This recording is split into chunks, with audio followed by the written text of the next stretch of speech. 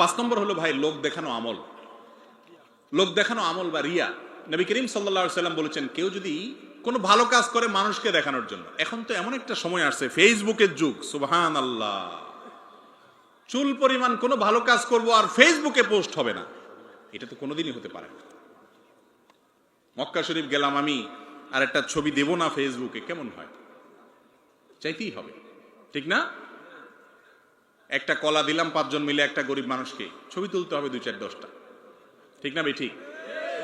এই যুগে আমলকে শুধু আল্লাহকে দেখানোর জন্য করা এটা কঠিন হয়ে গেছে ভাইরা আমার। এটা ঠিক, লৌকিকতা মানুষকে দেখানোর মাধ্যমে একটা তৃপ্তি পাওয়া যায়, মজা পাওয়া যায়, যে সবাই আমাকে বাহবা দিল, লাইক দিল, কমেন্ট করলো ফেসবুকে, নিজের কাছে একটু ভালো লাগলো, বুঝলাম, এটা পাওয়া যায়। কিন্তু হাল্লাকা সিররুন ইনদাল্লাহ, আপনি একটু কিছু গোপন আমল করে দেখেন।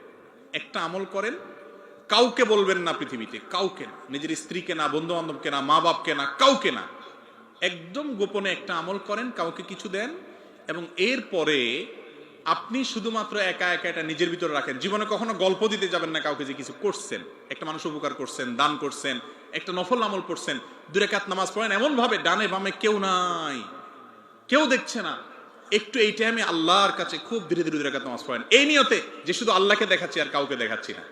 এরকম যদি 2 রাকাত নামাজ পড়তে পারেন, 10 টাকা দান করতে পারেন, একটা মানুষ উপকার করেন, কাউকে দেখালেন না, কেউকে জানতেও দিলেন না, আল্লাহর কসম করে বলছি, যে তৃপ্তিটা আপনার মনের ভিতরে হবে, হাজার হাজার লক্ষ লক্ষ লাইক কমেন্ট পায় সেই তৃপ্তি কখনো পাবেন না।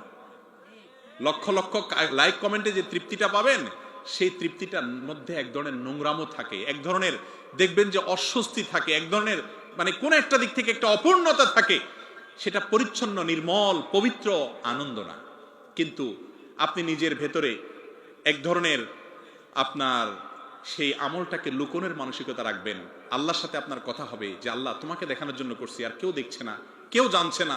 এই যে নিরালা, এই যে আল্লাহর সাথে একান্তে আপনার সাথে আলাপচারিতা, এটার যে ফিলিংস হবে আপনার অন্তরে, সেটা আল্লাহর কসম সবচেয়ে পবিত্র আনন্দ হবে। করে দেখেন, করে দেখেন, মাঝে মধ্যে দেখবেন কি ভালো লাগে কাজ করে। আজ এমন একটা সময় আসছে, সব কিছুতে লৌকিকতা, মিডিয়ার কল্যাণে ভালো যেরকম হচ্ছে, আমাদের আমলগুলো বরবাদও হচ্ছে সেরকম। শিরকে আসগার, মানুষকে দেখানোর জন্য কিছু করলে। এই জন্য আপনারা জানেন 3 ব্যক্তিকে দিয়ে জাহান্নাম উদ্বোধন করা হবে, তার ভিতরে 3 ব্যক্তি হলো রিয়াকার, জাহান্নাম শুরুই হবে এদেরকে দিয়ে, এদের আগে কেউ জাহান্নামে যাবে না। কারি তেলাওয়াত করে, সবাই বাহবা দেয়, আল্লাহু আকবার বলে, মাশাআল্লাহ বলে, আল্লাহ বলবেন অনেক সুন্দর সুর দিছিলাম, কেরাত ভালো পারতা, কি করছো? বলবে আল্লাহ তোমার কালাম তেলাওয়াত করে আসছে, আল্লাহ বলবেন বুঝছি আমি, বাহবা পাওয়ার জন্য করছো, লাইক কমেন্ট বাহবার সব পাইছো, জাহান্নামে যাও। আলেম সাহেব কি করে আসছো? হ্যাঁ আল্লাহ এই যে এত ওয়াজ নসিহত করছে, এত কিছু করছে। আল্লাহ বলবেন কি জন্য করছো আমি জানি, যে জন্য করছো সেটা হয়ে গেছে, জাহান্নামে যাও খালি হাত। মুজাহিদ জিহাদ করে আসছো, কি করে আসছো? আল্লাহ জীবন দিয়ে দিছি আপনার জন্য, জীবন আমার জন্য দাও নাই, বীর বাহাদুর এটা সেটা পাবা, সেজন্য সেগুলো পেয়ে গেছো, জাহান্নামে যাও। এই হাদিস থেকে বোঝা যায় কোন আমলকে মানুষের সামনে দেখানোর মানসিকতা, এটা এমন একটা ভয়াবহ বিষয় যে এটা আখিরাতের শাস্তি অনেক ডেঞ্জারাস। কিন্তু আজকে আমরা বলতেছি দুনিয়াতেও শাস্তি হবে। যে হাদিসটা আমি বললাম, সে হাদিসে তিরমিজি এবং আবু দাউদে বর্ণিত, সে হাদিসে মুসনাদ আহমদে বর্ণিত, সে হাদিসে আব্দুল্লাহ ইবনে আমর রাদিয়াল্লাহু তাআলা বর্ণনা করেছেন, ওমর রাদিয়াল্লাহু তাআলা বর্ণনা করেছেন যে এই ব্যক্তি, যে ব্যক্তি মানুষকে দেখানোর জন্য দান করে, মানুষের কাছে বাহবা পাওয়ার জন্য কিছু করে, শুধু আল্লাহকে দেখানোর উদ্দেশ্য না থাকে, রিয়া যার মধ্যে থাকে, এই ব্যক্তিকে আল্লাহ তুচ্ছ করে ফেলেন, ছোট করে ফেলেন দুনিয়াতে, এটা নগদ শাস্তি। এমন ভাবে অপমান করেন, এমন ভাবে আল্লাহ তাআলা তাকে তং করে দেন, ছোট করে দেন, তার জীবনটা সংকীর্ণ হয়ে যায়, ছোট হয়ে যায়, অপমানিত থাকে, তুচ্ছ থাকে। এই হাদিস যখন বলছিলেন, আব্দুল্লাহ ইবনে আমর রাদিয়াল্লাহু তাআলা আনহুর 2 চোখ বেয়ে তখন পানি আসছে। ভয়, কত ভয়াবহ বিষয় যে আল্লাহ রাব্বুল আলামিনকে নিবেদন করবো ইবাদত, কিন্তু মানুষকে দেখানোর মানসিকতা যদি থাকে, 10,000 20,000 50,000 টাকা দিলাম আর হুজুরের কাছে চিরকুট দিয়ে দিলাম, হুজুর বললো অমুক সাহেব এটা দিছে, বলেন মারহাবা, সবাই চিৎকার করে বলা মারহাবা। এই কালচার তো এখন ওয়াজ মাহফিলের সবচেয়ে অবিচ্ছেদ্য অংশ হয়ে গেছে, ঠিক না? ঠিক।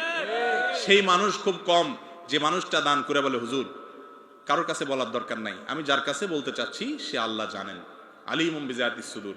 এ মানুষ পাওয়া যায় না। আমরা চেষ্টা করবো তো ইনশাআল্লাহ।